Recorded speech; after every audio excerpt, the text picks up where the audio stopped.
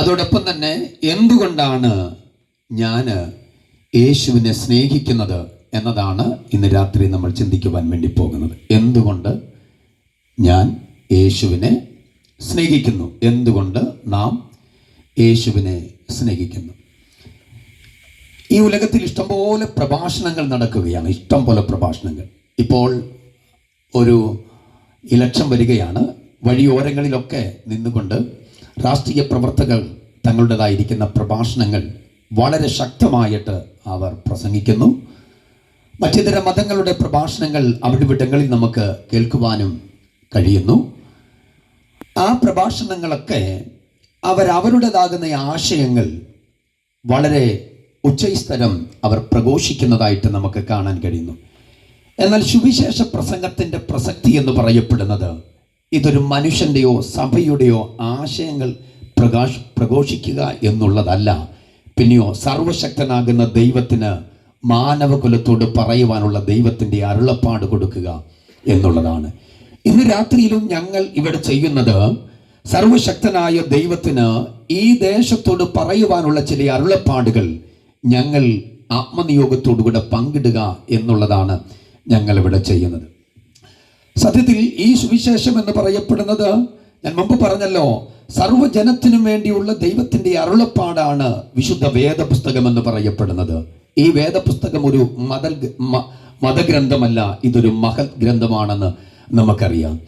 ഉലക മനുഷ്യനെ ജീവിതത്തിൻ്റെ അകതാരിൽ അവരുടെ ജീവിതത്തിലെ പാപങ്ങളിൽ നിന്ന് വിടുവിക്കുവാൻ കഴിയുന്ന ഒരേ ഒരു പുസ്തകം വിശുദ്ധ ബൈബിൾ മാത്രമാണ്.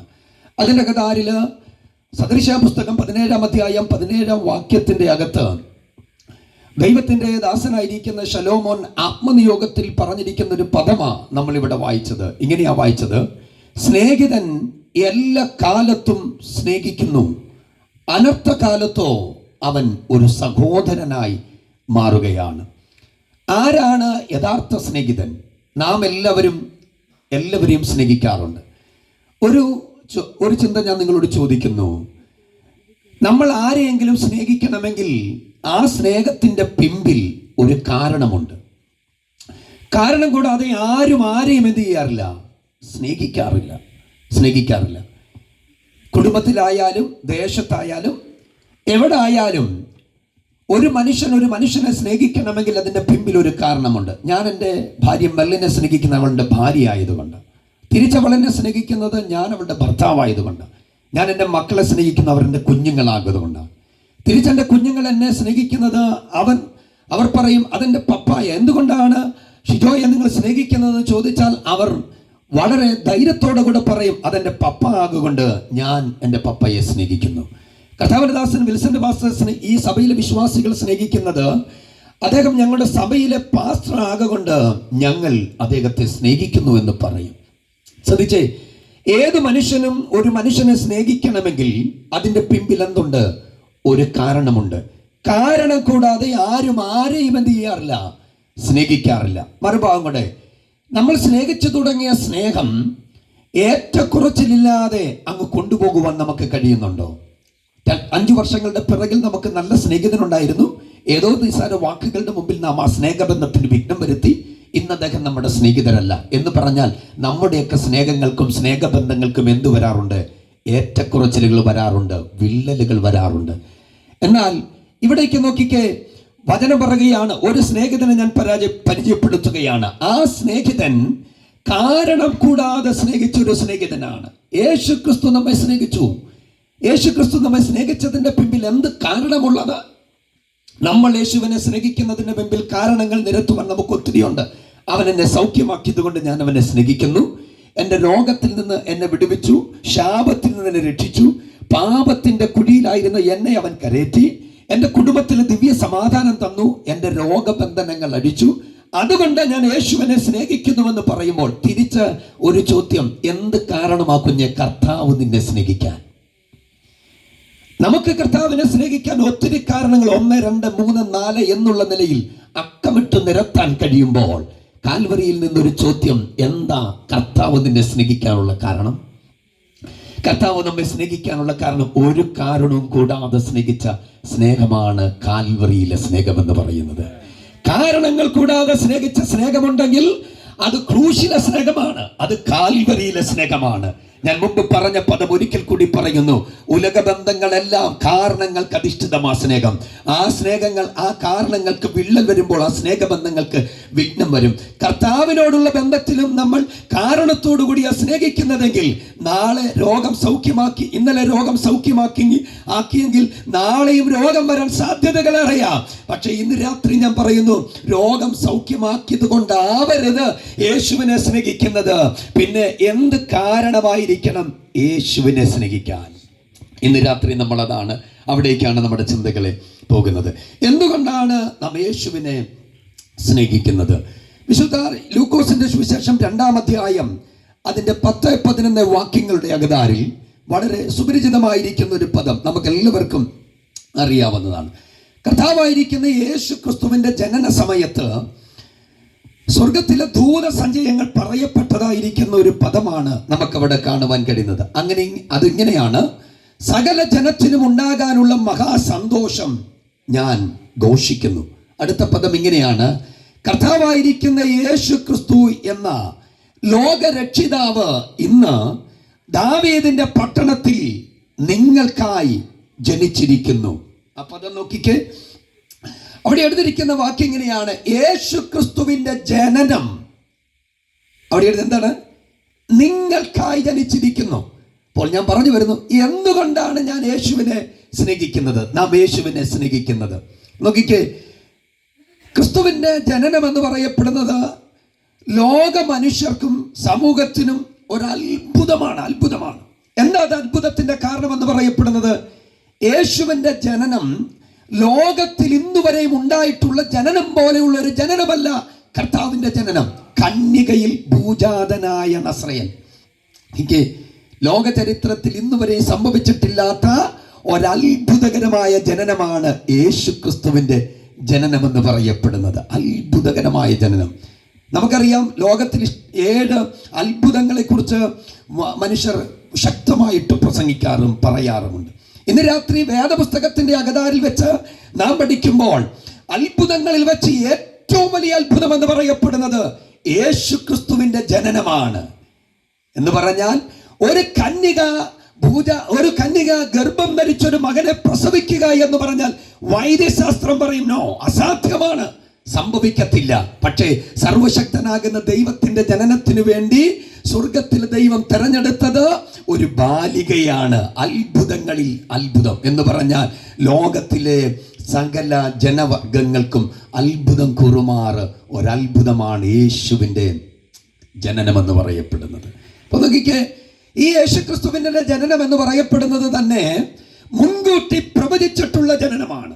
നമുക്കറിയാം, മീക പ്രവാചകൻ 7-ാം അധ്യായത്തിന്റെ അകത്ത് പ്രവചിച്ചിരിക്കുന്ന ഒരു പ്രവചനവാക്യം ഇങ്ങനെയാണ്: നീയോ ബേത്ലഹേമേ എഫ്രാത്തേ, നീ യഹൂദ സഹസ്രങ്ങളിൽ വെച്ച് ചെറുതായെങ്കിലും ഇസ്രായേലിന്റെ അധിപതിയായവൻ നിന്നിൽ നിന്നും എന്ത് ചെയ്യും? ഉത്ഭവിക്കും എന്ന് പ്രവചിച്ചിരിക്കുകയാണ്. നോക്കിക്കേ, ഈ ഉലകത്തിൽ ആരെങ്കിലും ജനിക്കുന്നതിന് മുമ്പ് അവർ ഇന്ന സ്ഥലത്ത് ഇന്ന ഇടങ്ങളിൽ ജനിക്കുമെന്ന് പ്രവചിച്ചിട്ടുണ്ടോ? ഇല്ല.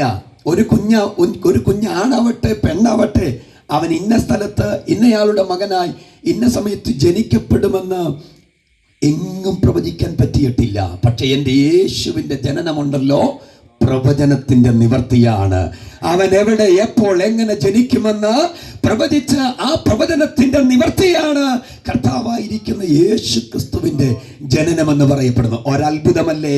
പ്രവചിച്ച പ്രവചനങ്ങൾക്ക് മാറ്റം വരാതെ, അതിന്റെ പുള്ളി മാറാതെ, മീകാ പ്രവാചകൻ കർത്താവ് ജനിക്കുന്നതിന്റെ വർഷങ്ങളുടെ പിറകിൽ ആത്മനിയോഗത്തോടുകൂടെ ദൈവം കൊടുത്ത അരുളപ്പാട് ആത്മാവിൽ പ്രവചിച്ച അതേ സ്ഥലത്ത് തന്നെ നസ്രയൻ പിറന്നുവെങ്കിൽ അത് അത്ഭുതകരമാണ്. അപ്പോൾ യേശു ക്രിസ്തുവിന്റെ ജനനം എന്ന് പറയപ്പെടുന്നതുണ്ടല്ലോ, അത് അത്ഭുതങ്ങളിൽ വെച്ച് ഏറ്റവും വലിയ അത്ഭുതമാണ് യേശു ക്രിസ്തുവിന്റെ ജനനം എന്ന് പറയപ്പെടുന്നത്. അപ്പോൾ നോക്കിക്കേ, ഞാൻ പറഞ്ഞു വരുന്നത് ഈ യേശു ക്രിസ്തുവിന്റെ ജനനത്തിങ്കൽ അവിടെ പറഞ്ഞ പദം ഇങ്ങനെയാണ്: സകല ജനത്തിനും ഉണ്ടാകാനുള്ള മഹാസന്തോഷം ഞാൻ നിങ്ങളോട് ഘോഷിക്കുന്നു. അപ്പോൾ ക്രിസ്തേശുവിന്റെ ജനനം എന്ന് പറയപ്പെടുന്നത് ഏതോ ഒരു ജനത്തിന് മാത്രമുണ്ടാകുന്ന ഒരു സന്തോഷമല്ല, പിന്നെയോ സർവ്വജനത്തിനും ഉണ്ടാകുന്ന മഹാസന്തോഷം. അപ്പോൾ ആ ഒരു പദം എന്തുകൊണ്ട് അങ്ങനെ പറഞ്ഞെന്നറിയാമോ? രക്ഷ യഹൂദന് മാത്രമെന്ന് പഠിപ്പിക്കുകയും പറയുകയും ചെയ്തിരുന്ന ഒരു കാലഘട്ടത്തിൽ യേശുക്രിസ്തുവിന്റെ ജനത്തിൽ സ്വർഗീയ ദൂതസഞ്ചയത്തിന് ദൈവം കൊടുത്ത് അരുളപ്പാട് പറയുകയാണ്, വർഗ വർണ്ണ സ്ഥലകാല ഭേദമന്യേ സർവ്വജനത്തിനും ഉണ്ടാകാനുള്ളൊരു മഹാസന്തോഷമാണ് ഇന്ന് ബേത്ലഹേമിൽ സംഭവിച്ചിരിക്കുന്നത്. അത് അത്ഭുതങ്ങളിൽ വെച്ച് അത്ഭുതമായിരിക്കുന്ന നസറേത്തുകാരന്റെ ജനനമാണ്. അപ്പോൾ ഏതോ ഒരു കൊച്ചു ഗ്രാമത്തിൽ ഒരു സന്തോഷം ഉണ്ടാവല്ല, ഏതോ ഒരു പട്ടണത്തിൽ സന്തോഷം ഉണ്ടാകുകയല്ല.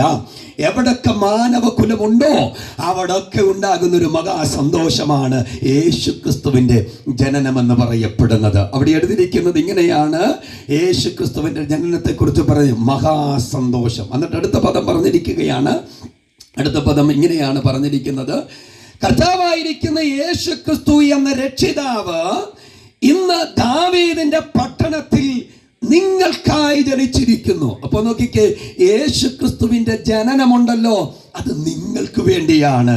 ഇച്ചിരി ആഴത്തിൽ പറഞ്ഞാൽ യേശുക്രിസ്തുവിന്റെ ജനനം അത് നമുക്ക് വേണ്ടിയാണ്. അല്പം കൂടെ ഒരു വാക്കും കൂടെ ഇറക്കി പറഞ്ഞാൽ യേശുക്രിസ്തുവിന്റെ ജനനം എന്ന് പറയപ്പെടുന്നത് അത് എനിക്ക് വേണ്ടിയാണ്. അപ്പോൾ ക്രിസ്തു ജനിച്ചത് ഇന്ന് രാത്രി ആത്മനിയോഗത്തോടുകൂടെ പറയണം, അത് എനിക്ക് വേണ്ടിയാണ്. ഞങ്ങളുടെ ഈ ചെറിയ ശബ്ദപരിധിക്കുള്ളിൽ ശ്രമിക്കുന്ന മാന്യ ശ്രോതാക്കളോട് ആത്മനിയോഗത്തോടുകൂടെ ഞങ്ങൾ ഉച്ചൈസ്വരം വിളിച്ചു പറയുന്നു, നസ്രയനാകുന്ന യേശു ക്രിസ്തുവിന്റെ ജനനം ഏതോ ഒരു ജനവർഗത്തിന് വേണ്ടി മാത്രമല്ല, സ്നേഹിത നിനക്കും വേണ്ടി കൂടെയാണ് നസ്രയനാകുന്ന യേശു ക്രിസ്തു ജനിച്ചത്.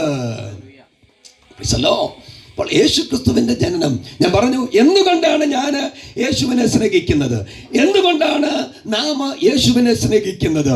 അത് അവൻ എനിക്ക് വേണ്ടി ജനിച്ചു. ഈ ഉലകത്തിൽ ആരെങ്കിലും മറ്റൊരാൾക്ക് വേണ്ടി ജനിച്ചിട്ടുണ്ടോ? ഷിജോ പാസ് ആർക്ക് വേണ്ടിയാ ജനിച്ചത്? ഷിജോയ്ക്ക് വേണ്ടി തന്നെയാ ജനിച്ചത്. അവനവൻ ജനിച്ചത് അവനവന് വേണ്ടി തന്നെയാ. ആരും മറ്റൊരാൾക്ക് വേണ്ടി മണ്ണിൽ ജന്മം കൊണ്ടിട്ടില്ല. പക്ഷെ എന്റെ നസ്രയൻ ജനിച്ചതുണ്ടല്ലോ, അവന് വേണ്ടിയല്ല, അവൻ ജനിച്ചത് മാനവകുലത്തിന് വേണ്ടിയാ. സ്നേഹിത, നിനക്ക് വേണ്ടിയാണ് യേശു ക്രിസ്തു ജനിച്ചിരിക്കുന്നത്. എത്ര സന്തോഷവും എത്ര അത്ഭുതമാണത്. ഒരാൾ നമുക്ക് വേണ്ടി ജനിക്കുക എന്ന് പറഞ്ഞാൽ അതിൽ പരം സന്തോഷം വേറെയുണ്ടോ? അപ്പോൾ യേശു ക്രിസ്തുവിന്റെ ജനനം എന്ന് പറയപ്പെടുന്നത് അത് നമുക്ക് വേണ്ടിയാണെന്ന് ആത്മാവിൽ പറഞ്ഞിരിക്കുകയാണ്. അതിൻ്റെ അകത്ത് നിങ്ങൾ നോക്കിക്കേ, അവിടെ സ്വർഗീയ സൈന്യം പറഞ്ഞൊരു പദം ഇങ്ങനെയാണ്, സർവ്വജനത്തിനും ഉണ്ടാകാനുള്ള മഹാസന്തോഷം ഞാൻ ഘോഷിക്കുന്നുവെന്ന് പറയുമ്പോൾ ആ ഒരു ഒറ്റ വാക്യത്തിന്റെ രണ്ട് വാക്യങ്ങളുടെ അകതാരില് 4 പ്രത്യേകമായിരിക്കുന്ന കാര്യങ്ങൾ ആ ദൂതസഞ്ചയം ജനസമൂഹത്തോട് വിളംബരം ചെയ്യുകയാണ്. ഒന്ന്, നഷ്ടപ്പെട്ട മനുഷ്യനെ രക്ഷിപ്പാൻ ഒരു രക്ഷകൻ പിറന്നിരിക്കുകയാണ്. ഹല്ലേലൂയ. പാപത്തിന്റെ കുഴിയിലും ശാപത്തിന്റെ കുഴിയിലും നിരാശയിലും മുൻപോട്ടുള്ള ഗമനാഗമനങ്ങളിൽ ഇനി എങ്ങനെ പോകുമെന്നോർത്ത് വേദനപ്പെടുന്ന, നിരാശയുടെ തട്ടിലാണ്ടിരിക്കുന്ന, എന്നെ രക്ഷിക്കുവാൻ ഇനി എനിക്ക് ആരാ എന്ന് ചോദിച്ചുകൊണ്ട് വിതുമ്പിക്കൊണ്ടിരിക്കുന്ന മാനവകുലത്തോട് ആത്മനിയോഗത്തോടെ വിളിച്ചു പറയുന്നു, നിന്നെ രക്ഷിക്കുവാൻ ഒരു രക്ഷകൻ ഇന്ന് രാത്രി പിറക്കപ്പെട്ടിരിക്കുകയാണ്. യേശുക്രിസ്തു ഞങ്ങളുടെ കൂടാരത്തിലും ഞങ്ങളുടെ ഉള്ളിലും പിറന്നതുകൊണ്ട് പാപത്തിന്റെ കുഴിയിൽ നിന്ന് അവൻ ഞങ്ങളെ രക്ഷിച്ചു, ശാപത്തിൽ നിന്ന് അവൻ ഞങ്ങളെ രക്ഷിച്ചു, നിരാശയിൽ നിന്ന് അവൻ ഞങ്ങളെ രക്ഷിച്ചു. മുൻപോട്ടുള്ള ഗമനാഗമനങ്ങളുടെ പാതയിൽ പരാജയത്തിന്റെ പടുകുഴിയുടെ അകതാരിൽ നിന്ന് ഞങ്ങളെ രക്ഷിച്ചത് ആ യേശുക്രിസ്തുവിന്റെ ജനനത്തിങ്കൽ ഞങ്ങൾ വിശ്വസിച്ചത് കൊണ്ടാണ് ആത്മാവിന്റെ രക്ഷ ഞങ്ങൾ കരഗതമാക്കിയത്. അതുകൊണ്ട് ഇന്ന് രാത്രിയിൽ ഞങ്ങൾ ആത്മനിയോഗത്തോടെ വിളിച്ചു പറയുന്നു, സ്നേഹിത, നിന്നെ രക്ഷിക്കുവാൻ നിനക്ക് വേണ്ടി ഒരു രക്ഷകൻ പിറന്നിട്ടുണ്ട്. ആ തിരുപ്പിറവയെ ഇന്ന് രാത്രി ആത്മനിയോഗത്തോടുകൂടെ വിശ്വാസത്തെ ഹൃദയത്തിന്റെ അകതാരിൽ ഏറ്റെടുത്ത, ഏതകാത കൂപത്തിൽ കിടന്നാലും പാപത്തിന്റെ ചെളിക്കുണ്ടിൽ കിടന്നാലും ഇന്ന് രാത്രി അവിടെ നിന്ന് കരം പിടിച്ചുയർത്തുവാൻ കഴിവുള്ള ഒരു രക്ഷകനുണ്ട്. ഇന്ന് രാത്രി ആ രക്ഷകനെ ഞങ്ങൾ ഉയർത്തുകയാണ്. ആ രക്ഷകൻ ഞങ്ങളെ പാപത്തിൽ നിന്ന് രക്ഷിച്ചത് കൊണ്ടാണ് ഞങ്ങൾ ആ യേശുവിനെ സ്നേഹിക്കുന്നത്. അപ്പോൾ ഒന്ന്, അവർ വിളിച്ചു പറയുന്നത് നഷ്ടപ്പെട്ട മനുഷ്യനെ രക്ഷിപ്പാൻ ഒരു രക്ഷകൻ എന്ത് ചെയ്തിരിക്കുന്നു? ജനിച്ചിരിക്കുന്നു, പിറന്നിരിക്കുന്നു. രണ്ടാമത്തെ അവരുടെ സന്ദേശത്തിന്റെ പ്രമേയം എന്ന് പറയപ്പെടുന്നത് സമാധാനത്തിന്റെ രഹസ്യം ദൈവപ്രസാദം തേടുക എന്നുള്ളതാണ്. സമാധാനത്തിന്റെ രഹസ്യം എന്ന് പറയപ്പെടുന്നത് ദൈവപ്രസാദം തേടുക എന്നുള്ളതാണ്. ഇന്ന് രാത്രിയിലും അസമാധാനത്തിന്റെ അനുഭവങ്ങളിലൂടെ എന്നെ കേൾക്കുന്ന സ്നേഹിതന്മാര് ഈ ശബ്ദസീമയ്ക്കകത്തടങ്ങളിൽ ഉണ്ടാവാം. ഇന്ന് രാത്രി ഞാൻ ആത്മനിയോഗത്തോടെ പറയുന്നു, ദൈവപ്രസാദം നിങ്ങൾ നേടിയാൽ നിങ്ങളുടെ കൂടാരത്തിന്റെ അകത്തും ദിവ്യമാകുന്ന സമാധാനം കണ്ടെത്താൻ കഴിയുമെന്ന് ഞാൻ ആത്മാവിൽ വിളിച്ചു പറയുകയാണ്. മാനവകുലം ഇന്നും സമാധാനത്തിന് വേണ്ടി നെട്ടോട്ടമോടുമ്പോൾ ആത്മാവ് ഞാൻ വിളിച്ചു പറയുന്നു, ദൈവപ്രസാദമുള്ളവർക്കാണ് ദൈവിക സമാധാനം ലഭ്യമാകുന്നത്. ഇന്ന് രാത്രി ആ ദിവ്യമാകുന്ന സമാധാനം നൽകുവാൻ ആ ദൈവപ്രസാദം ഈ ഗ്രാമത്തിലുണ്ട്, ഈ കൊച്ചു പട്ടണത്തിലുണ്ടെന്ന് ഞാൻ ആത്മാവിൽ പറയുകയാണ്. അപ്പോൾ അവർ പറയുകയാണ്, സമാധാനത്തിന്റെ രഹസ്യം എന്ന് പറയുന്നത് എന്താണ്? ദൈവപ്രസാദം നേടുന്നതാണ്, തേടുന്നതാണ് സമാധാനത്തിന്റെ രഹസ്യം. നമുക്കറിയാം, എവിടെ പോയാൽ ഒരു സമാധാനം കിട്ടുമെന്ന് ഓർത്താണ് ഇന്ന് മാനവകുലം ഓടുന്നത്. മദ്യത്തിനും മയക്കുമരുന്നിനും മറ്റു തരമാകുന്ന പാപത്തിന്റെ മേഖലകളിലൂടെയൊക്കെ ഓടിയിട്ട് അല്പമെങ്കിലും സമാധാനത്തിന് വേണ്ടി നെട്ടോട്ടമോടുന്ന ഒരു വലിയ പറ്റം യുവതലമുറകളെ നമുക്ക് കാണാൻ കഴിയും. അവരുടെ ഓട്ടങ്ങളുടെ മുമ്പിൽ അകതാരിൽ സമാധാനമില്ലാതെ അന്തി ഉറങ്ങാൻ കഴിയാതെ നിറകണ്ണുകളോടെ കരയുന്ന മാതാക്കളെ നമുക്ക് കാണാൻ കഴിയും. ഇന്ന് രാത്രി അവരോടൊക്കെ ആയിട്ട് ആത്മാവിൽ നമുക്ക് പറയാം, കുഞ്ഞെ, ദൈവപ്രസാദം കൂടാരത്തിന്റെ അകത്തിറങ്ങിയാലുണ്ടല്ലോ ആർക്കും എടുത്തു കളയാൻ കഴിയാത്തൊരു ദിവ്യമാകുന്ന സമാധാനം ആ കൂടാരത്തിന്റെ ഉള്ളറയിൽ വരും. ഇന്ന് രാത്രി ഞങ്ങൾ ഈ പ്രസംഗങ്ങൾ ഇവിടെ പ്രസംഗിക്കുന്നതും ഇങ്ങനെ ഒരു മഹായോഗം ഇവിടെ നടത്തുന്നതിന്റെയൊക്കെ പിന്നിലെ ആത്യന്തിക ലക്ഷ്യം ഇത്രയുള്ളൂ. നമ്മൾ അനുഭവിച്ച ദിവ്യ സമാധാനം ഈ ചുറ്റുവട്ടങ്ങളിലുള്ള കുടുംബങ്ങളിലും ആ സമാധാനത്തിന്റെ നാഥനായ നസ്രയൻ അവിടെ വന്ന് അവരും ഈ ദൈവപ്രസാദത്തിന് ഉടമസ്ഥരായി മാറണം എന്നുള്ള ആഗ്രഹത്തോടു കൂടെയാണ് നമ്മൾ ഈ സുവിശേഷ യോഗങ്ങൾ സംഘടിപ്പിക്കുന്നത്. അപ്പോൾ അടുത്തൊരു പദത്തിന്റെ അകത്ത് ആ ഒരു ചിന്തയ്ക്കകത്ത് അവരുടെ പ്രമേയമെന്ന് പറയപ്പെടുന്നത് മനുഷ്യരക്ഷയിലും മറ്റെല്ലാ പ്രവർത്തനങ്ങളിലും മഹത്വത്തിന് യോഗ്യൻ കർത്താവ് മാത്രമാണ് എന്നതാണ് അവരെ ഗാനം ആലപിക്കുമ്പോൾ കാണുന്നത്. എന്ന് പറഞ്ഞാൽ മനുഷ്യന്റെ രക്ഷയിലും മറ്റെല്ലാ പ്രവർത്തനങ്ങളിലും യോഗ്യനായ ഒരുവനുണ്ടെങ്കിൽ അത് യേശു ക്രിസ്തു മാത്രമാണ്. ഇന്ന് രാത്രി ആത്മാവിൽ ഒരു കാര്യം ചിന്തിച്ചോ, മനുഷ്യന്റെ രക്ഷയ്ക്ക് നമുക്കൊരു യോഗ്യതകളുമില്ല, നമുക്കത് ചെയ്യുവാനും കഴിയത്തില്ല. പക്ഷെ യോഗ്യനായ ഒരുവനുണ്ട് മാനവകുലത്തെ രക്ഷിക്കാൻ, മനുഷ്യ മാർഗത്തിന് മാറ്റം വരുത്താൻ, അവന്റെ സ്ഥിതികൾക്ക് രൂപാന്തരം വരുത്താൻ, അവന്റെ കണ്ണീരൊപ്പാൻ കഴിവുള്ളൊരു രക്ഷകനുണ്ട്. അവൻ ഇന്ന് രാത്രി അത് ചെയ്യുമ്പോൾ സകല പുകഴ്ചയ്ക്കും യോഗ്യൻ അവൻ മാത്രമാണ്. ഇന്ന് രാത്രി ഈ സുവിശേഷ മഹായോഗം ഇവിടെ നടക്കുമ്പോൾ, ഈ മുറ്റത്ത് കൺവെൻഷൻ ഇവിടെ നടക്കപ്പെടുമ്പോൾ സർവശക്തനായ ദൈവത്തിന്റെ ശബ്ദം കേട്ട് ഒരു വ്യക്തിയെങ്കിലും ഈ രക്ഷ സ്വായത്തമാക്കിയാൽ ആത്മാവിൽ പറയാം, അത് സർവശക്തനായ ദൈവത്തിനാണ് അതിന്റെ മുഴുവൻ മഹത്വവും. അപ്പോൾ സർവമഹത്വത്തിനും പുകഴ്ചകൾക്കും ഒക്കെ യോഗ്യൻ കർത്താവാണെന്നാണ് അതിൻ്റെ അകത്ത് പറയുന്നത്. അടുത്തൊരു പദം, ആ നാലാമത്തെ അവരുടെ ആശയം, ആ സംഘത്തിന്റെ ഗാനത്തിന്റെ പ്രത്യേകത എന്ന് പറയപ്പെടുന്നത് ദൈവത്തെ ആരാധിക്കേണ്ടത് എങ്ങനെയാണെന്ന് അവർ പറയുകയാണ്. അവിടെ ദൈവത്തെ ആരാധിക്കേണ്ടത് എങ്ങനെയാണെന്ന് പറയുകയാണ്. ഇന്ന് രാത്രി ആത്മനിയോഗത്തിലോർക്ക് ആ യേശു ക്രിസ്തുവിന്റെ ജനനത്തിന്റെ സമയത്ത് ദൂതന്മാർ വന്ന് പറഞ്ഞ വാക്കുകളുടെ അകത്ത് പറയുന്നു, സർവ്വജനത്തിനും ഉണ്ടാകാനുള്ള മഹാസന്തോഷം. ഇന്ന് ദാവീദിന്റെ പട്ടണത്തിൽ നിങ്ങൾക്കായി അവൻ ജനിച്ചിരിക്കുന്നു എന്ന് പറയുമ്പോൾ ആ ലോകരക്ഷിതാവായ യേശു ക്രിസ്തുവിന്റെ ജനനം സകല മാനവകുലത്തിനും സന്തോഷം കൊടുത്തുവെങ്കിൽ ഇന്ന് രാത്രിയിലും ഈ സന്ദേശത്തിന്റെ പിറകിൽ ആ സമാധാനത്തിന്റെ ഉടയവനായ ക്രിസ്തുദേവൻ സകല കുടുംബങ്ങളിലും പിറക്കട്ടെ എന്ന് ആത്മനിയോഗത്തിൽ ഞങ്ങൾ ആഗ്രഹിക്കുകയും പ്രാർത്ഥിക്കുകയും ചെയ്യുകയാണ്. ആ യേശു കർത്താവ് ഈ ഭൂമിയിൽ ജനിച്ച് അവന്റെ ജീവിതത്തിന്റെ ഓരോ ചുവടുകളിലും വേദനിക്കുകയും കഷ്ടപ്പെടുകയും നിരാശപ്പെടുകയും ചെയ്യുന്ന മാനവകുലത്തിന്റെ നിരാശകൾ മാറ്റി അവനെ മുൻപോട്ട് കൊണ്ടുപോകാൻ പര്യാപ്തമാകുന്ന ദൈവിക വചനത്തിന്റെ വചസ്സുകൾ അവർക്ക് കൊടുക്കുകയായിരുന്നു. അപ്പോൾ യേശു ക്രിസ്തുവിനെ ഞാൻ സ്നേഹിക്കാനുള്ള കാരണം അവൻ എനിക്ക് വേണ്ടി ജനിക്കുക മാത്രമല്ല, എൻ്റെ മുൻപോട്ടുള്ള ഗമനാഗമനങ്ങളുടെ പാതി ഞാൻ എങ്ങനെ പോവണമെന്ന് പറഞ്ഞു തരുവാൻ മാത്രമല്ല, അവൻ എന്നോട് കൂടെ ഇരുന്ന് വഴികാട്ടുന്ന വന്നവനാകൊണ്ട് ഞാൻ അവനെ സ്നേഹിക്കുകയാണ്. ഇന്ന് രാത്രി നിരാശയിലാണ് നീ, വേദനയിലാണ് നീ, പാപത്തിന്റെ കുഴിയിലാണ് നീ, ആരും നിന്റെ അടുക്കൽ വരുന്നില്ല എന്നൊരു ചിന്ത നിന്നെ ഭരിക്കുന്നുണ്ടോ? ഇന്ന് രാത്രി ഞാൻ ആത്മനിയോഗത്തോടുകൂടെ പറയുന്നു, ഒരു രക്ഷകൻ നിനക്ക് വേണ്ടി പിറന്നിട്ടുണ്ട്. ആ പിറന്ന രക്ഷകനുണ്ടല്ലോ, അവൻ നിന്റെ അടുക്കലേക്ക് ഇറങ്ങി വരാൻ, നിന്റെ ഏതു സാഹചര്യത്തിന്റെ നടുവിൽ നിന്നോട് കൂടെ ഇരിക്കുവാൻ കഴിവുള്ളൊരു നല്ല നാഥനാണ്. അതുകൊണ്ട് ഞാൻ എൻ്റെ യേശുവിനെ സ്നേഹിക്കുകയാണ്. ഇന്ന് രാത്രി ആത്മാവിൽ നാം അത് തിരിച്ചറിയണം. ഈ ലോകത്തിൽ നസറേയനാകുന്ന യേശു ക്രിസ്തു വേഷത്തിൽ മനുഷ്യനായി പിറക്കപ്പെട്ടതിൻ്റെ പരമപ്രധാനമായിരിക്കുന്ന ഉദ്ദേശമെന്ന് പറയപ്പെടുന്നത് ദുഃഖിതരായിരിക്കുന്ന, നിരാശയിലായിരിക്കുന്ന, വേദനപ്പെട്ടിരിക്കുന്ന തൻ്റെ ജനത്തിന് ആശ്വാസം കൊടുക്കുവാൻ വേണ്ടിയാണ്.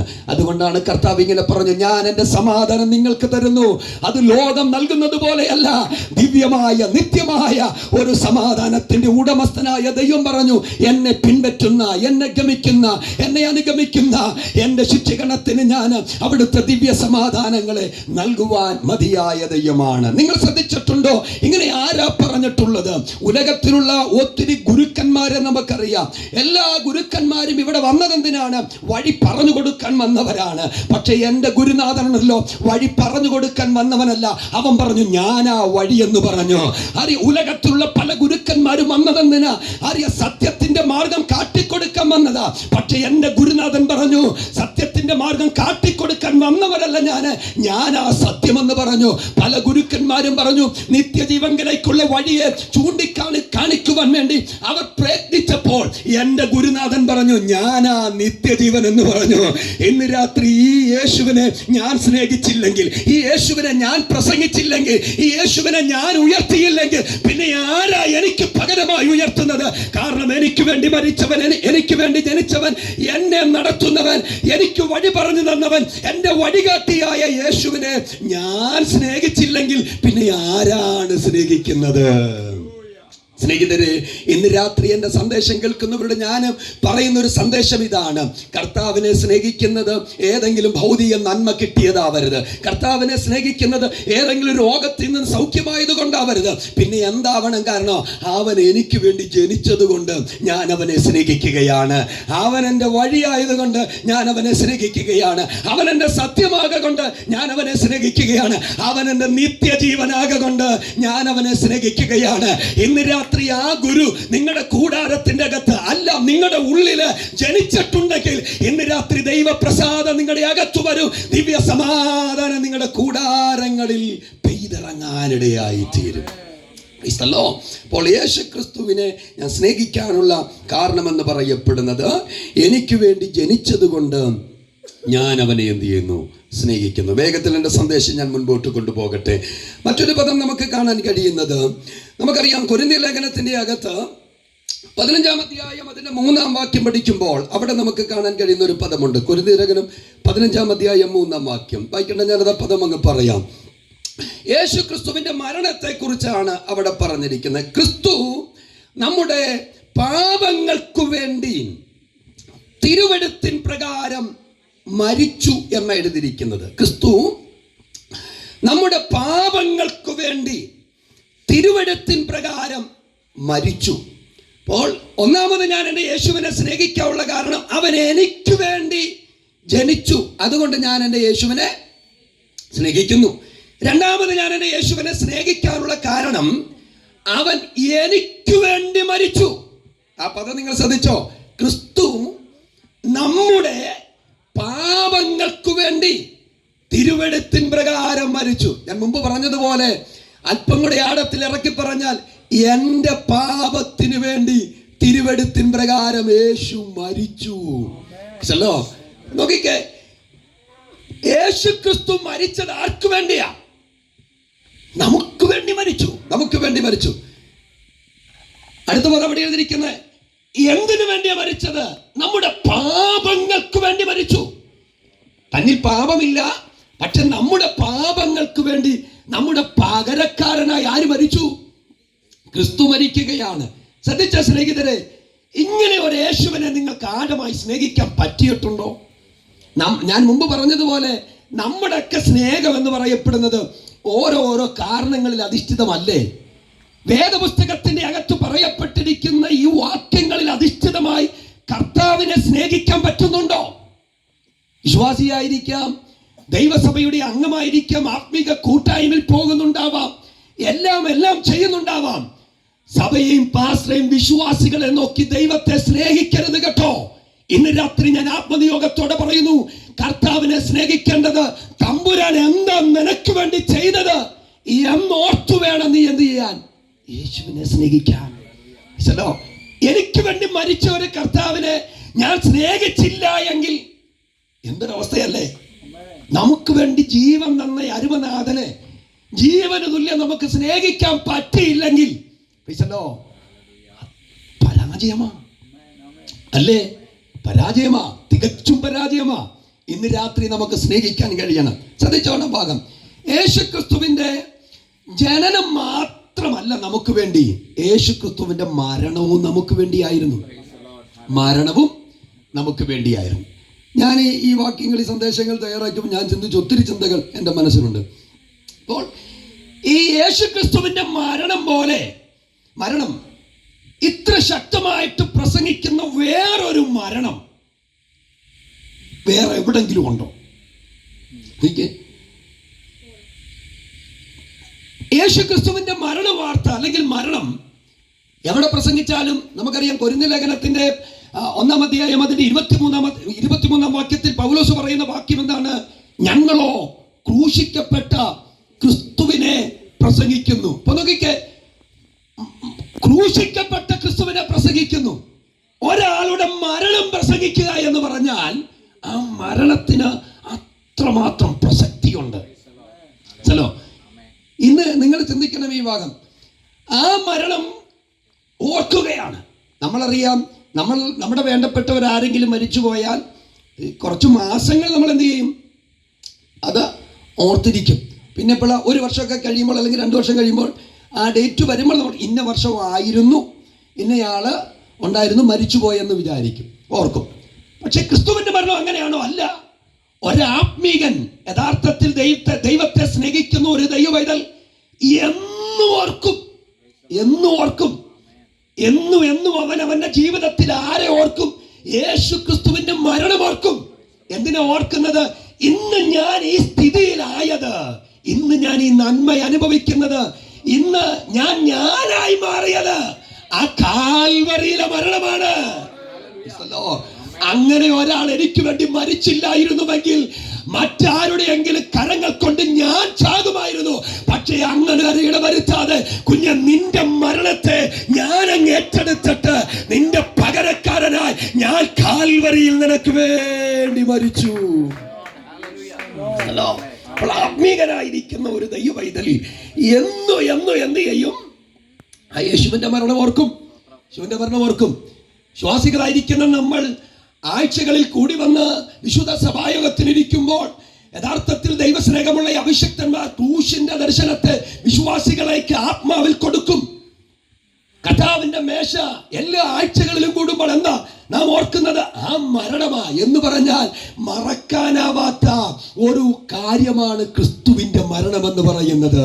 ഇന്ന് രാത്രി ഓർക്കണം, അവന് വേണ്ടി അല്ല കേട്ടോ മരിച്ചത് കുഞ്ഞെ. ഇന്ന് രാത്രി ഞാൻ പ്രസംഗിക്കുമ്പോൾ ആത്മനിയോഗത്തോടെ ഞാൻ പറയൂ, അവൻ മരിച്ചത് എനിക്ക് വേണ്ടിയാ. കേൾക്കുന്ന നിങ്ങളും പറയണം, അവൻ മരിച്ചത് മറ്റാർക്കും വേണ്ടിയല്ല, അവൻ മരിച്ചത് എനിക്ക് വേണ്ടിയാ എന്ന് ഓരോരുത്തരും ആത്മനിയോഗത്തോടുകൂടെ പറയുമ്പോൾ ആ മരണത്തിന്റെ പ്രസക്തി നമ്മുടെ അകത്തടങ്ങളിലേക്ക് ഇറങ്ങി വരിക മാത്രമല്ല, ആ മരണത്തിലൂടെ നമുക്ക് ലഭ്യമാകുന്ന ഈ ആത്മീക വിടുതൽ നമ്മുടെ ജീവിതത്തിൽ നാം അനുഭവിക്കുകയാണ്. അപ്പോൾ ഞാൻ ഈ ഭാഗം, യേശു കർത്താവ് സത്യത്തിൽ ഈ ഭൂമിയിൽ വരുന്നവരൊക്കെ, ജനിച്ചു വീഴുന്ന നിമിഷം മുതൽ സത്യത്തിൽ ആർക്കും മരിക്കാൻ ഇഷ്ടമില്ല. ഉണ്ടോ? ആർക്കും മരിക്കാൻ ഇഷ്ടമില്ല. എങ്ങനെയെങ്കിലും ആയുസ് അല്പം കൂടെ നീട്ടി കിട്ടാൻ വേണ്ടിയാണ് എല്ലാവരും എന്ത് ചെയ്യുന്നത്? ശ്രമിക്കുന്നത്. അതിനുവേണ്ടി എന്തും നമ്മൾ ചെയ്യും. വൈദ്യശാസ്ത്രത്തിന്റെ അടുക്കൽ പോകും. എല്ലാം ഡൗൺ ആയി വരുമ്പോൾ നമ്മൾ വീണ്ടും അവർക്ക് അല്പം കൂടെ ആയുസ് കിട്ടാൻ വേണ്ടിയുള്ള പരിശ്രമങ്ങൾ എത്ര നന്മ മുടക്കിയാണെങ്കിലും നമ്മളത് ചെയ്യും. പക്ഷെ എൻ്റെ കർത്താവ് ഇവിടെ വന്നപ്പോൾ തന്നെ അവൻ തൻ്റെ ശിഷ്യന്മാരോട് മാറി മാറി പറയുന്നൊരു പദമുണ്ട്. ഞാൻ വന്നത് എന്തിനെന്നറിയാമോ? ഞാൻ മരിക്കാൻ വേണ്ടി വന്നതാണ്. സല്ലോ ഇങ്ങനെ ആരെങ്കിലും പറഞ്ഞിട്ടുണ്ടോ? ഏതെങ്കിലും ഗുരുക്കളോ ഏതെങ്കിലും മത നേതാക്കന്മാരോ ആരും പറഞ്ഞിട്ടില്ല. ഞാൻ വന്നത് മരിക്കാൻ വേണ്ടിയാ വന്നത്. അപ്പോൾ ജനിച്ചത് തന്നെ എന്തിനു വേണ്ടിയാണ്? മരിക്കാൻ വേണ്ടിയാ ജനിച്ചത്. ഇപ്പോൾ നമ്മൾ പറയും നമ്മൾ ജനിച്ചത് എന്തിനാ? ജീവിക്കാൻ വേണ്ടിയാ നമ്മൾ ജനിച്ചത്. മരിക്കാൻ വേണ്ടി ഒരുവൻ ജനിച്ചു എന്ന് പറഞ്ഞാൽ അതൊരു അത്ഭുതമല്ലേ? അതാ ഞാൻ പറഞ്ഞത്, 7 അത്ഭുതങ്ങളെ കുറിച്ചും മനുഷ്യൻ വാതോരാതെ എല്ലായിടങ്ങളും പ്രസംഗിക്കുമ്പോൾ പറയുമ്പോൾ ഇന്ന് രാത്രി ഞങ്ങൾക്ക് പ്രസംഗിക്കാനുള്ള അത്ഭുതങ്ങൾ രണ്ടാമത്തെ ഒരു അത്ഭുതമാണ് യേശുക്രിസ്തുവിന്റെ മരണം എന്നുള്ളത്. അപ്പോൾ യേശുക്രിസ്തു ഈ ഭൂമിയിൽ വന്നത് തന്നെ എന്തിനാണെന്ന് പറഞ്ഞത്? മരിക്കാൻ വേണ്ടിയാ വന്നത്. അപ്പോൾ സത്യത്തിൽ കർത്താവ് ഈ ഭൂമിയിൽ വന്നപ്പോൾ തന്നെ കർത്താവ് തന്നെ പറഞ്ഞിട്ടുണ്ട്. മർക്കോസിന്റെ സുവിശേഷം 16-ാം അധ്യായം 21-ാം വാക്യത്തിൽ താൻ പറഞ്ഞിട്ടുണ്ട്, താന് എവിടെ എങ്ങനെ മരിക്കും എന്ന് താൻ വ്യക്തമായി പറഞ്ഞിട്ടുണ്ട്. അപ്പോൾ താൻ ഈ ഭൂമിയിലായിരിക്കുമ്പോൾ തന്നെ തൻ്റെ മരണം തനിക്കറിയാം. അതോടൊപ്പം തന്നെ അത് എങ്ങനെയാവും, അത് എപ്പോഴാവും, അത് എവിടെ വെച്ചാകും എന്നുള്ളത് ആർക്കറിയാമായിരുന്നു? ഇത്രത്തോളം ബഹു നിശ്ചയത്തോടുകൂടിയ തമ്പുരാൻ തൻ്റെ മിനിസ്ട്രി ചെയ്തത് അല്ലോ. അപ്പോൾ എപ്പോഴും പറയുമായിരുന്നു, ഞാൻ വന്നത് മരിക്കാൻ വേണ്ടിയ. ശിഷ്യന്മാരോടൊക്കെ പറയും വന്നത്. അപ്പോൾ നിങ്ങൾ ആ പദം നോക്കിക്കേ. നമുക്കറിയാം യേശു ക്രിസ്തു ജനിച്ചത് എന്ന് ലൂക്കോസിന്റെ സുവിശേഷത്തിൽ പറയുമ്പോൾ ബാക്കി എല്ലാ ഭാഗങ്ങളിലും പറഞ്ഞിരിക്കുന്നത് കർത്താവ് വന്നു എന്നാ പറഞ്ഞിരിക്കുന്നത്. വന്നത് എന്നാ പറഞ്ഞിരിക്കുന്നത്. അതിന്റെ അർത്ഥം എന്താണെന്നറിയാമോ? അവൻ വന്നു എന്ന് പറയുമ്പോൾ തന്നെ അതിന്റെ അർത്ഥം ഇത്രയേ ഉള്ളൂ. ഒരാൾ വന്നു എന്ന് പറയുന്നതിന്റെ അർത്ഥം എന്താണ്? നേരത്തെ അദ്ദേഹം ഉണ്ടായിരുന്നു. ഇപ്പോൾ നമ്മുടെയൊക്കെ പാൻ കാർഡിലും നമ്മുടെയൊക്കെ ആധാർ കാർഡിലും നമുക്ക് കാണാൻ കഴിയുന്ന ഡേറ്റ് ഓഫ് ബർത്ത് ഉള്ളത് എന്ന് പറഞ്ഞാൽ നമ്മുടെ ജനന തീയതിയാണ് ഉള്ളത്. അപ്പോൾ അതിനു മുമ്പ് നമ്മൾ ഇല്ല.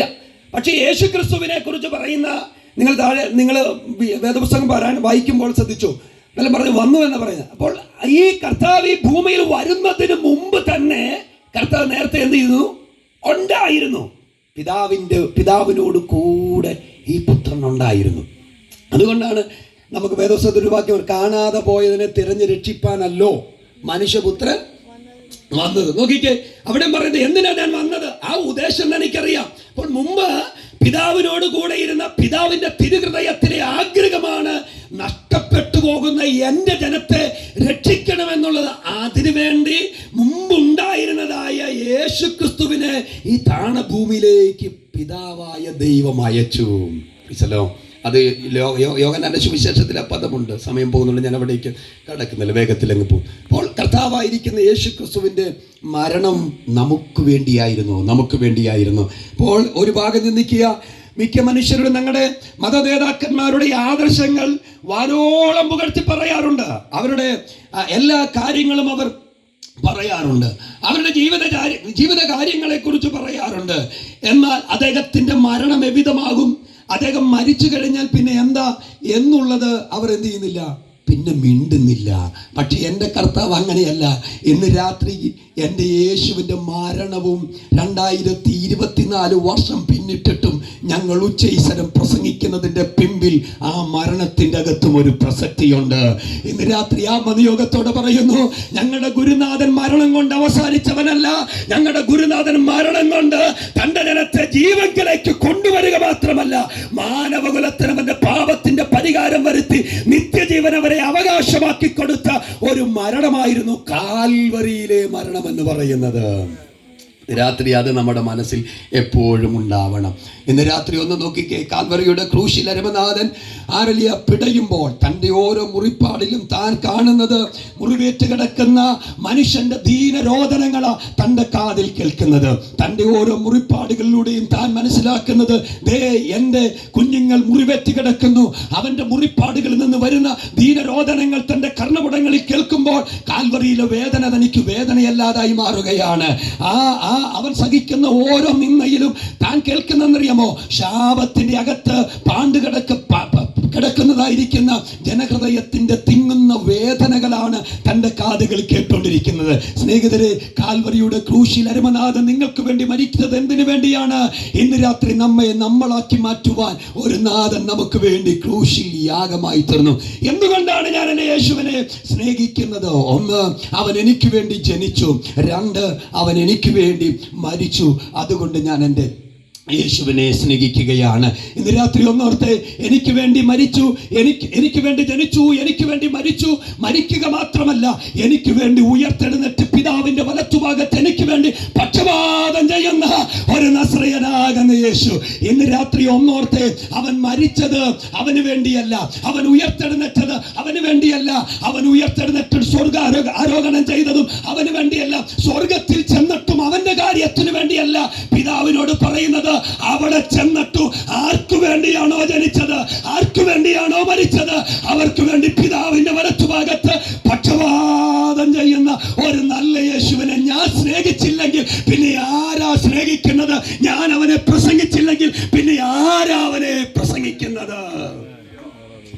രാത്രി ഞാൻ ഇങ്ങനെ പറയുന്നു, പ്രൈസലോ, യേശു ക്രിസ്തു കാൽവറിയിൽ മുടക്കിയ മുതലുണ്ടല്ലോ, അത് അവൻ്റെ ശരീരത്തിൽ, അവൻ്റെ ജീവൻ മുഴുവനും കൊടുക്കുകയാണ്. അതിനൊരു ഉദാഹരണം വേദപുസ്തകത്തിൻ്റെ അകത്ത് തന്നെ പറയുന്നുണ്ട്. നമുക്കറിയാം, പഴയ നിയമ പുസ്തകത്തിൻ്റെ അകത്ത് ഒരു പ്രവാചകനുണ്ട്, ഹോശയ എന്ന പ്രവാചകൻ്റെ പേര്. അദ്ദേഹത്തോട് ദൈവം പറഞ്ഞൊരു പദം ഇങ്ങനെയാണ്: നീ വ്യഭിചാരിണിയായിരിക്കുന്ന ഒരു സ്ത്രീയെ നീ ഭാര്യയായിട്ട് എടുക്കണമെന്ന് പറഞ്ഞു. പോയി വ്യഭിചാരിയായിരിക്കുന്ന സ്ത്രീയെ ഭാര്യയായിട്ട് ഹോശയ എടുത്തു. ശേഷം ആ സഹോദരിയിൽ നിന്ന് മക്കൾ അവനുണ്ടായി. വീണ്ടും ആ സഹോദരി എന്ത് ചെയ്തു? ഇന്നലകളിൽ എന്ത് പ്രവൃത്തിയാണോ ചെയ്തത് അത് തന്നെ അവൾ എന്ത് ചെയ്തു? വീണ്ടും ചെയ്യുവാൻ വേണ്ടി മുതിർന്നു. വിട്ടുപോയി. ചില വർഷങ്ങൾ പിന്നിട്ടപ്പോൾ ദൈവത്തിൻ്റെ ആത്മാവ് ഹോശയോട് വീണ്ടും ഇടപെടുകയാണ്. അവളുടെ ശരീരത്തിൻ്റെ ഭംഗി നഷ്ടപ്പെട്ടു, അവളുടെ ആരോഗ്യം ക്ഷയിച്ചു. ഇന്നലകൾ അവൾ എവിടെയൊക്കെ പോയോ അവർക്കാർക്കും ഇന്ന് അവളെ വേണ്ടാതെയായി. ഒരടിമച്ചന്തയിൽ ഇന്ന് അവളൊരു വിൽപ്പന ചരക്ക് പോലെ വന്നിരിക്കുകയാണ്. വിൽപ്പന ചരക്ക് പോലെ വന്നിരിക്കുന്ന ആ ഭാര്യയെ നീ നിന്റെ ഭാര്യയായി വീണ്ടും വിലയ്ക്ക് വാങ്ങുവാൻ ദൈവം ഇടപെടുകയാണ്. പോയി ഹോശയ. പോയിട്ട് അവൻ എന്ത് ചെയ്യുന്നറിയാമോ? 15 ഷെക്കൽ വെള്ളിക്കും 1.5 ഹോമർ യവത്തിനും ആ സഹോദരിയെ വിലയ്ക്ക് വാങ്ങി. പലരും കണ്ടിട്ട് അവളുടെ ശരീരത്തിൻ്റെ ഭംഗി പോയി, അവളുടെ ആരോഗ്യം നഷ്ടപ്പെട്ടു, അവൾ അല്പം അവശ്യ നിലയിലായിരിക്കുന്നു, ആർക്കും അവളെ വേണ്ടാതെ പലരും കണ്ടിട്ട് മാറി മാറി മാറി മാറി പോകുമ്പോൾ ഇതാ ഒരു മനുഷ്യൻ പറയുന്നു, എന്തു വിലയാണോ അവൾക്ക് പറഞ്ഞത് ആ വില മുഴുവനും കൊടുത്ത് അവളെ വിലയ്ക്ക് വാങ്ങി. ഇന്ന് രാത്രി ഒന്നോർത്തെ, പാപത്തിൻ്റെ അടിമച്ചന്തയിൽ കിടന്ന നമ്മെ, ശാപത്തിൻ്റെ അടിമച്ചന്തയിൽ കിടന്ന നമ്മെ ആർക്കും വേണ്ടാതെ പലരും പലതും പറഞ്ഞ് അവർ പറയപ്പെട്ട വിലയൊന്നും നൽകുവാൻ ആരും നമ്മെ നോക്കാതെ തുനിയാതെ മുൻപോട്ട് പോയപ്പോൾ ഇന്ന് രാത്രി ഒരു മനുഷ്യൻ നമുക്ക് വേണ്ടി തൻ്റെ വില തന്ന് നമ്മെ വിലയ്ക്ക് വാങ്ങിയിരിക്കുകയാണ്. ഏതാ വിലയെന്നറിയാമോ? കാൽവറി ക്രൂശിൽ 33 തിരുവയസ്സിലെ രക്തം മുഴുവൻ നമുക്ക് വേണ്ടി വിലയായി തന്ന് നമ്മെ ആ പാപത്തിന്റെ അടിമച്ചന്തയിൽ നിന്ന് വിടുവിച്ചിട്ട് നിത്യരാജ്യത്തിന്റെ അവകാശിയാക്കി മാറ്റിയ ഈ യേശുവിനെ സ്നേഹിക്കാൻ പറ്റില്ല സ്നേഹിത. ഇന്ന് രാത്രി ക്ഷമിക്കാൻ പറ്റുന്ന പാപമല്ല നീ ചെയ്തത്. മനുഷ്യന്റെ ഹൃദയത്തിന്റെ അകതാരിൽ മുഴുവൻ ദുഷ്ടതകൾ കുമിഞ്ഞു കൊടി നീക്കിയ കോപവും വിദ്വേഷവും വൈരാഗ്യവും പകയും ഒക്കെ കൊണ്ട് നിറഞ്ഞു നിൽക്കുന്ന മനുഷ്യ ഹൃദയത്തിന്റെ അകതാരിനെ ഒരിക്കലും പരിഹരിക്കാൻ കഴിയാത്ത വിപത്തുകളും പാപങ്ങളും പാപത്തിന്റെ പ്രവൃത്തികളും അവന്റെ ഉള്ളിൽ കുമിഞ്ഞു കൊടി നിൽക്കുമ്പോൾ ഇതിന് രക്ഷിക്കുവാൻ ഉലകത്തിലുള്ള ആർക്കും കഴിയാതിരിക്കുമോ? യാഗങ്ങൾക്കോ കർമ്മങ്ങൾക്കോ ആചാരങ്ങൾക്കോ നേർച്ചകൾക്കോ പ്രാർത്ഥനകൾക്കോ ഒന്നിനും കഴിയാതിരിക്കുമ്പോൾ ഇന്ന് രാത്രി ഇതിൽ നിന്നൊക്കെ രക്ഷിച്ച് നിന്റെ ഇരുളടയപ്പെട്ട ഹൃദയത്തിൽ ദൈവത്തിന്റെ ദിവ്യമാകുന്ന സമാധാനത്തെ തന്ന് വിലയ്ക്ക് വാങ്ങാൻ ഒരുവൻ ഇന്ന് രാത്രി നിന്നെ സ്നേഹിക്കുന്നുണ്ട്. അവൻ നിന്റെ രക്തം മുഴുവനും വില തന്ന് നിന്നെ വിലയ്ക്ക് വാങ്ങാൻ തയ്യാറാണ്. ഇന്ന് രാത്രി സ്നേഹിത, ആ യേശു കാൽവറിയിൽ മരിച്ചത് നിനക്കും വേണ്ടിയാണ് എന്ന് ഞങ്ങൾ ആത്മാവിൽ വിളിച്ചു പറയുകയാണ്. ഇന്ന് രാത്രി ഞങ്ങൾ ഇങ്ങനെ കൂടെ ആ പദം പറഞ്ഞു നിർത്തണം. മറ്റൊരുത്തരിൽ രക്ഷയില്ല. രക്ഷിക്കപ്പെടുവാൻ ആകാശത്തിന്റെ കീഴിൽ ഭൂമിയിൽ നൽകപ്പെട്ട ഒരേ ഒരു നാമം, അത് യേശുവിന്റെ നാമം, അത് കാൽവറിയിലെ യാഗം മാത്രമാ. ഇന്ന് രാത്രി മാനവകുലത്തിന് രക്ഷ കൊടുക്കുന്ന, മാനവകുലത്തിന് ആശ്വാസം കൊടുക്കുന്ന ഒറ്റ നാമമുണ്ടെങ്കിൽ അത് കാൽവറിയിലെ നാമമാണ്, അത് ക്രൂശിന്റെ നാമമാണ്, അത് ക്രിസ്തുവിന്റെ രക്തമാണ്, അത് ക്രിസ്തുവിന്റെ സമാധാനമാണ്. രാത്രി അത് സ്വീകരിക്കണം, അത് നിങ്ങൾ സ്വായത്തമാക്കണം. അതാണ് നിങ്ങളുടെ ജീവിതത്തിൽ. അപ്പോൾ ഈ ക്രൂശിലേക്ക് നോക്കിയാൽ നമുക്ക് കാണാൻ കഴിയുന്ന ഒരു കാര്യമെന്ന് പറയപ്പെടുന്നത്, ക്രൂശിൽ നാം ദൈവസ്നേഹത്തിൻ്റെ ത്യാഗം കാണുകയാണ്. ദൈവസ്നേഹത്തിൻ്റെ ത്യാഗം കാണുക. ഈ ക്രൂശിലേക്ക് നോക്കിയാൽ നമുക്ക് മറ്റൊന്ന് കാണാൻ കഴിയും. ഈ ക്രൂശിൽ ദൈവസ്നേഹത്തിന്റെ പ്രാർത്ഥന കാണുകയാണ്. എന്താ പ്രാർത്ഥന എന്നറിയുമോ? കർത്താവേ, ഇവർ ചെയ്യുന്നത് എന്തെന്നറിയായികയാൽ ഇവരോട് ക്ഷമിക്കണമേ എന്നുള്ള പ്രാർത്ഥന. എത്ര മഹത്തരമാതല്ലേ! ഇന്ന് രാത്രി ഞാനിങ്ങനെ പറയുന്നു, കർത്താവായിരിക്കുന്ന യേശു ക്രിസ്തു 3-ാം നാൾ ഉയർത്തെഴുന്നേറ്റതിന്റെ പിമ്പില് ആരലിയ രഹസ്യമെന്നറിയാമോ? ആ ക്രൂശിൽ കിടന്ന് നാഥൻ പ്രാർത്ഥിച്ച ആ ഒറ്റ പ്രാർത്ഥനയാണ്. ആ ക്രൂശിന്റെ അകത്തടങ്ങളിൽ നിന്ന് കല്ലറയെ ഭേദിച്ച് നാഥൻ പുറത്തു വന്നത്. ഇവർ ചെയ്യുന്നത് എന്തെന്നറിയായികയാൽ ഇവരോട് ക്ഷമിക്കണമേ. ആ പ്രാർത്ഥന എവിടെ കേൾക്കാൻ പറ്റൂ?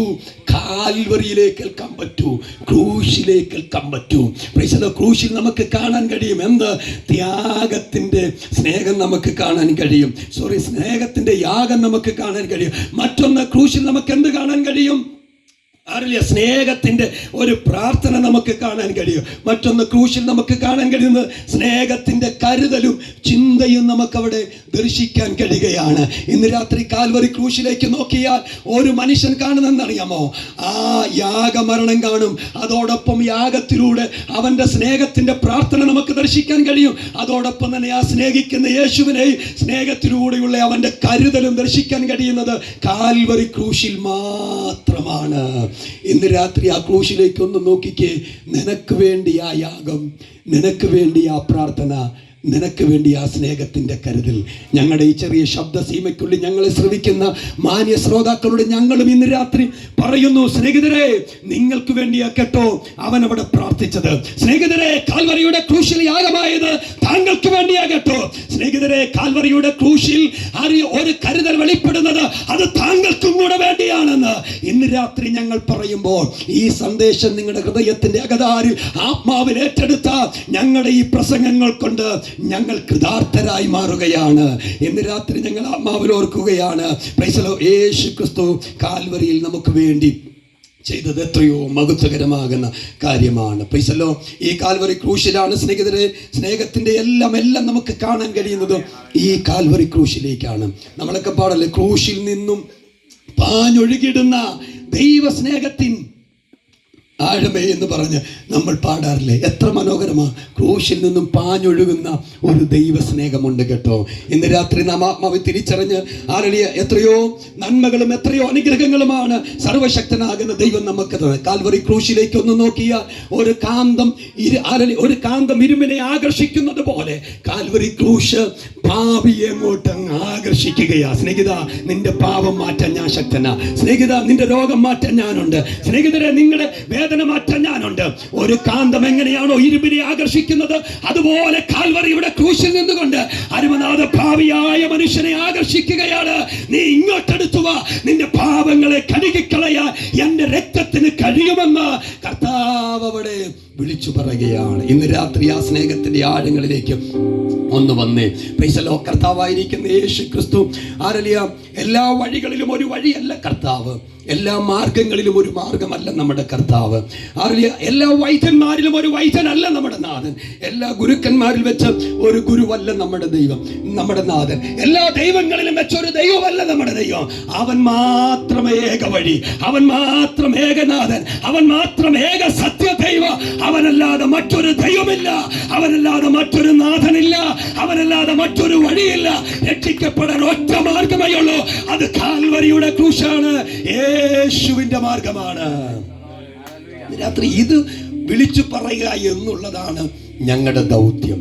ഞാനതുകൊണ്ട് എൻ്റെ കർത്താവിനെ സ്നേഹിക്കുകയാണ്. എൻ്റെ പാപത്തിന്റെ സകല കടവും കാൽവരിയുടെ ക്രൂശിൽ അവൻ തീർത്തു. എനിക്ക് പകരമായി അവൻ അവിടെ യാഗമായി. ഞാൻ എൻ്റെ യേശുവിനെ സ്നേഹിക്കുന്നത് അവൻ എനിക്ക് വേണ്ടി ജനിച്ചതുകൊണ്ട് അവൻ എനിക്ക് വേണ്ടി മരിച്ചതുകൊണ്ട് ഞാൻ അവനെ സ്നേഹിക്കുന്നു. അവൻ എനിക്ക് വേണ്ടി ഉയർത്തെഴുന്നേറ്റ് അപ്പൻ്റെ വലത്തുഭാഗത്ത് എനിക്ക് വേണ്ടി പക്ഷപാതം ചെയ്യുന്നത് കൊണ്ട് ഞാൻ അവനെ സ്നേഹിക്കുന്നു. മറ്റൊരു പദം കൂടെ പറഞ്ഞ് ഞാൻ നിർത്താം. അടുത്ത പദം യോഹന്നാൻ 14:3 പറയുന്നു, ഞാൻ പോകുന്നു, ഞാൻ പോയി നിങ്ങൾക്കായി സ്ഥലമൊരുക്കുന്നു. ഞാൻ സ്ഥലമൊരുക്കിയതിന് ശേഷം പിന്നെയും വന്ന് നിങ്ങളെ എൻ്റെ അടുക്കൽ ചേർത്തു. എത്ര നല്ല വാക്കതല്ലേ! ഒന്ന് നോക്കിക്കേ, ആർക്കു വേണ്ടിയാണോ ജനിച്ചത്, ആർക്കു വേണ്ടിയാണോ മരിച്ചത്, ആർക്കു വേണ്ടിയാണോ പക്ഷപാതം ചെയ്യുന്നത്, അവനെ ചേർക്കാൻ എൻ്റെ നാഥൻ വരും.